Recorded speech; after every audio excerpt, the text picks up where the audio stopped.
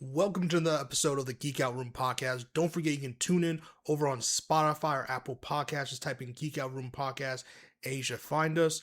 And for today's episode, I really want to talk about the state of Star Wars. I've done a video or a podcast episode about this before, but something in particular really strikes weird.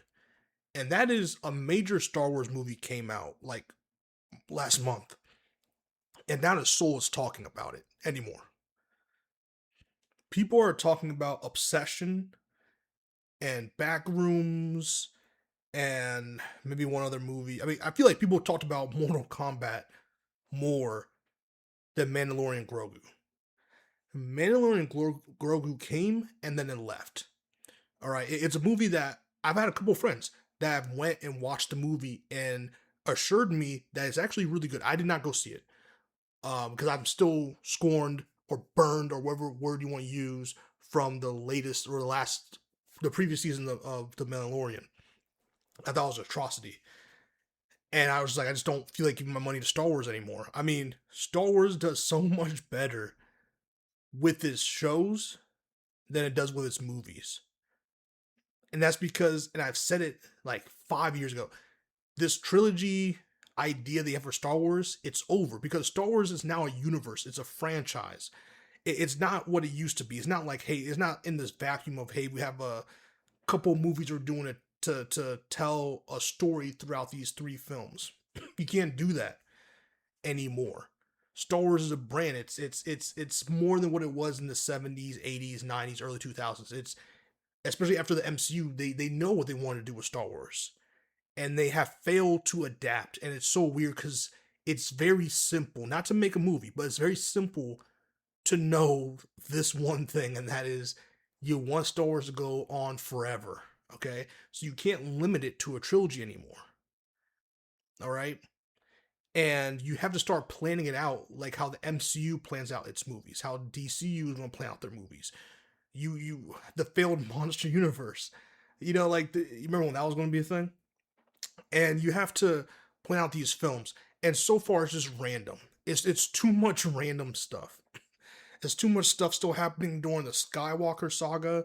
It's still stuff happening with this Mandalorian thing you're trying to make popular, and I I just don't know what the direction for Star Wars is going because it seems like they have a bunch of projects that keep getting canceled because the projects they're making aren't good, and that's because they have no plan. There's no plan. Now, maybe I'm speaking for myself here, but I think Star Wars, in terms of what fans like, is pretty simple. They like lightsaber fights, they like Jedi, they like Sith, they like huge action set pieces, and they love the politics of Star Wars. Even though some people want to pretend like Star Wars isn't political in terms of the stuff that happens in the universe of Star Wars, it has a lot of politics. It reflects a lot of reality in it, and Star Wars just can't find its footing. It just refuses to do it. It refuses to do things that is what known to make it good. Not only that, and the most important thing, the thing I think is why Rey failed as a character, and why her movie is never happening, solo movie, is because they failed to make these new characters likable. Grogu is likable because he's this like I don't think they use animatronics anymore, but he's basically this animatronic baby Yoda that Goo Goo Gaga's when we're all stuck in the crib in 2020.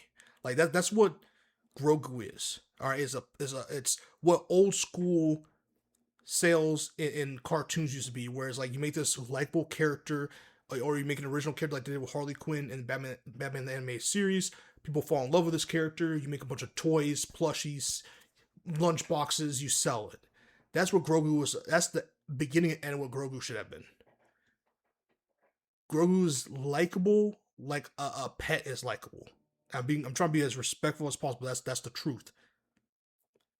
The Mandalorian was cool. It was dope. It was something interesting. We all love Mandalorians. They went too far with it. They went too far with Ahsoka. They went too far with a lot of these things, man.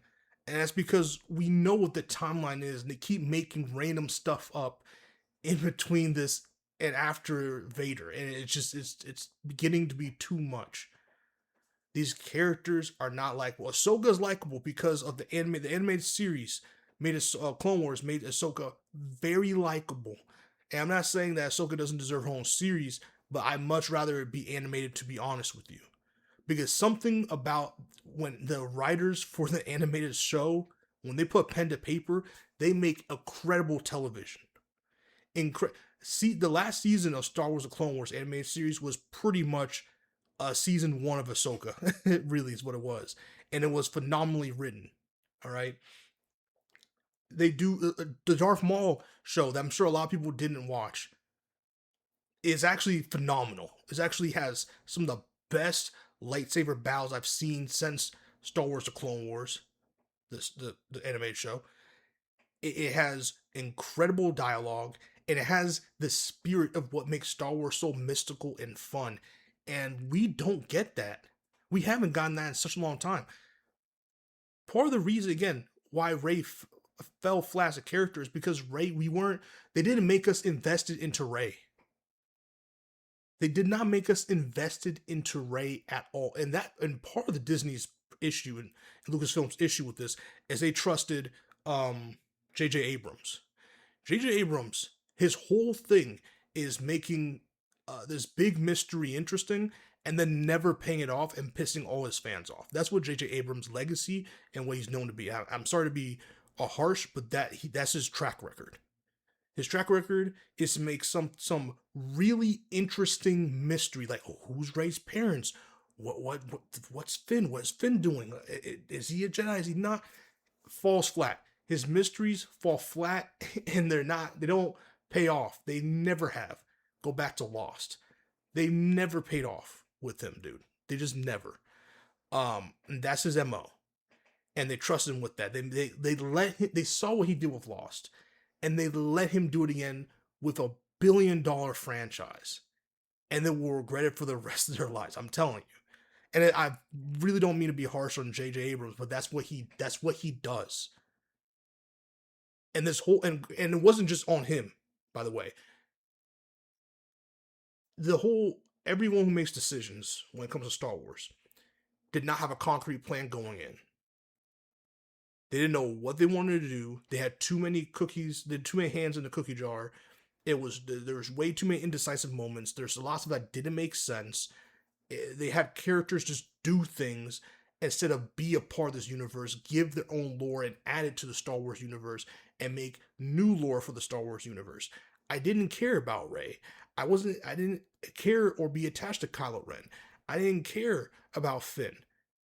All right, especially with that bait and switch of making him the first lead black Jedi in the film, just to strip it away from him and make him chase a white woman for 3 films. What was that?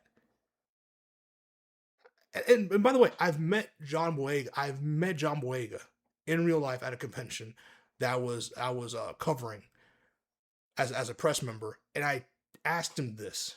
I asked him, not like asked him, like he didn't give me like a full explanation, but I was just like, brother, I told myself if I ever met you, I would say this to you, and I would ask a question. Why did they make you chase after and yell a white woman's name for 3 films, bro? We had a good chuckle about it. But I'm telling you right now, Star Wars is very directionless to the point where you have a brand new Star Wars film for the first time in years, and it goes and no one cares. I have not, besides my friends who have asked if they like the Mandalorian Grogu movie, you don't see a million YouTube videos being made about what's next in the Star Wars universe. Oh, what does this mean for this character? Oh, this is interesting. Top 5 things you missed in Star Wars. Like, what would happen like 10 years ago for Star Wars? What would happen 10 years ago for the MCU? Things like that. Doesn't exist for Star Wars. There's no hype. There's no, oh, I can't wait for the next Star Wars movie. No one cares. Obsession came and stole your chain. A movie that's phenomenal, by the way, but a movie, and I don't mean this as an insult. I do not, be careful when I say this. I do not mean this as an insult to anyone who worked on Obsession, but you let a YouTuber come and take your chain. Lucasfilms, you let a YouTuber come and take your chain. That's nasty work.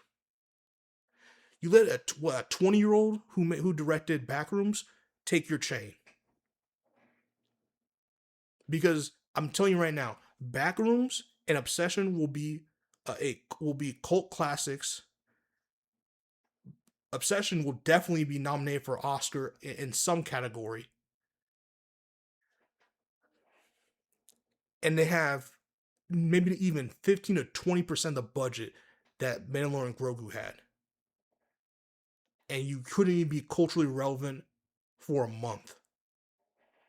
Nasty work. You made some money because of Star Wars. You're going to make money.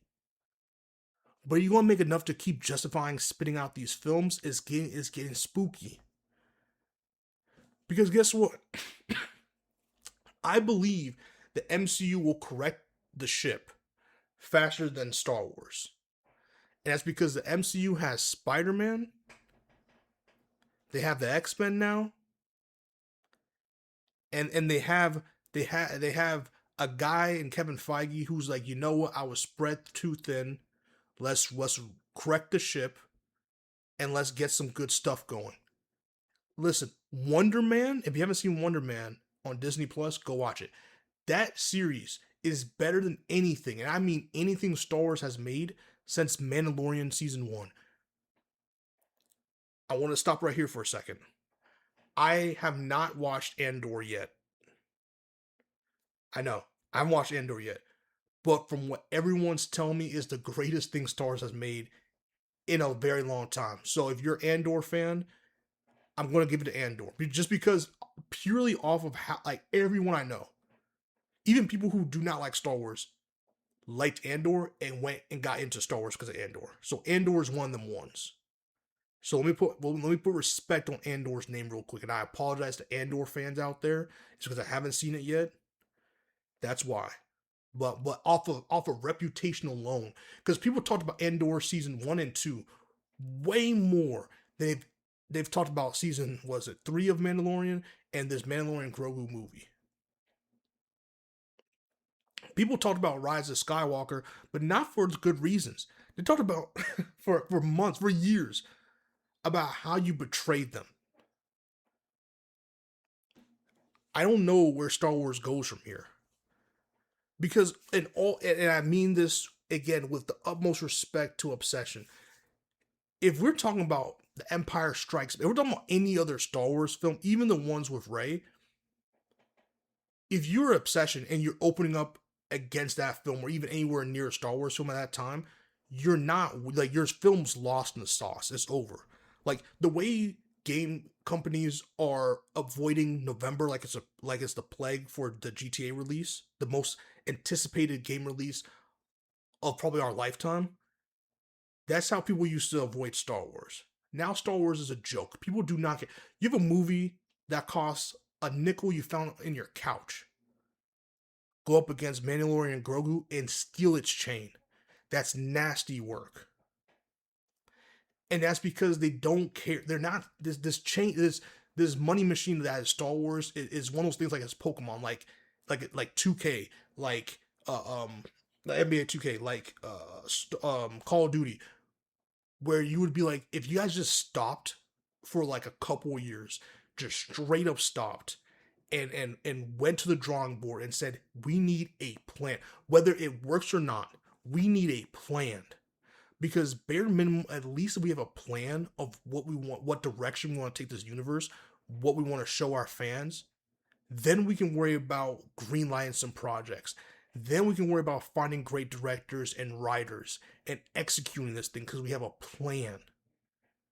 We want to make some kind of saga. We want to make something. They can't do that. I've always said this for a long time, since the last whatever, the Rise of Skywalker, whatever. If you're scared about going to the future and making a whole new Star Wars, like basically starting over again in a way, go back in time, because there's so much material for like the old Republic and all that stuff where you can go back. And Star Wars is one of the unique franchises where there's all this pre-lore to the very first Star Wars film. So you can go back in time and alter the books, and there's so much source material, so much rich source material where you can make really great projects and by yourself all the time. I'm talking about by yourself, like you. There's enough material for the next like 20 years if they wanted to. You can buy yourself 20 to 30 years of time by just making like prequel movies they're so far in the past that it wouldn't even tie anywhere into Darth Vader or like Luke, Luke, Anakin, none of them characters. That's how much lore you have. Yet they just refuse to do it, and they tried. Let me be. I forgot. They did. Now that I forgot, they did try with the Acolyte, and they failed because again, no plan, piss poor execution. And sometimes, man, if a script isn't good, if it's not solid, you have to you have to say no. You have to start getting these scripts and getting pitches and be like, pitch me why we should pour in $500 million into this project.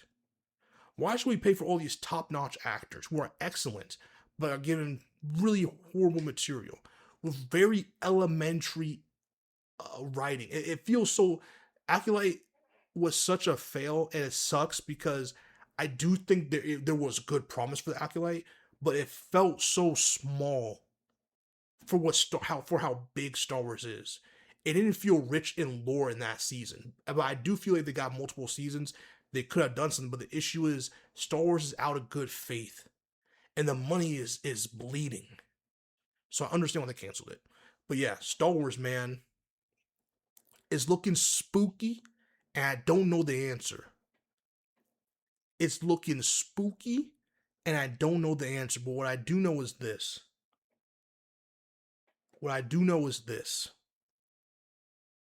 I really hope that one day they right the ship.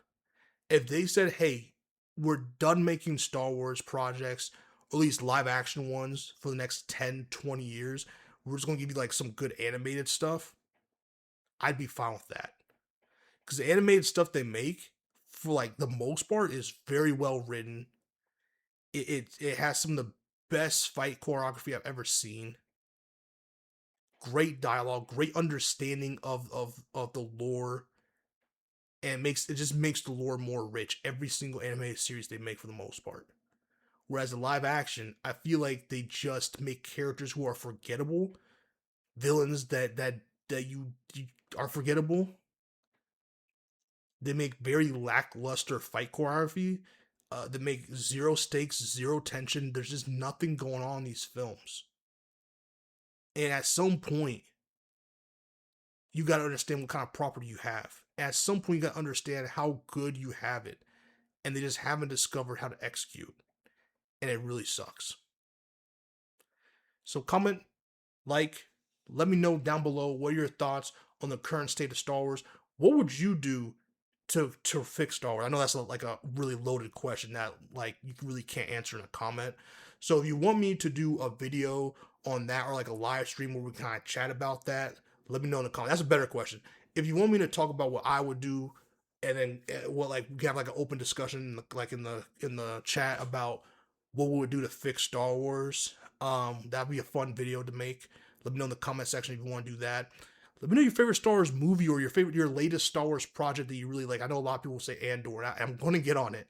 I have a huge backlog, and I'm slowly getting through this catalog. I've been watching this show from early 2000s called The Unit. I'm almost done with that, so I can move on to the other projects I have. So let me know in the comment section below. See you on the next one. Keep geeking out. Peace.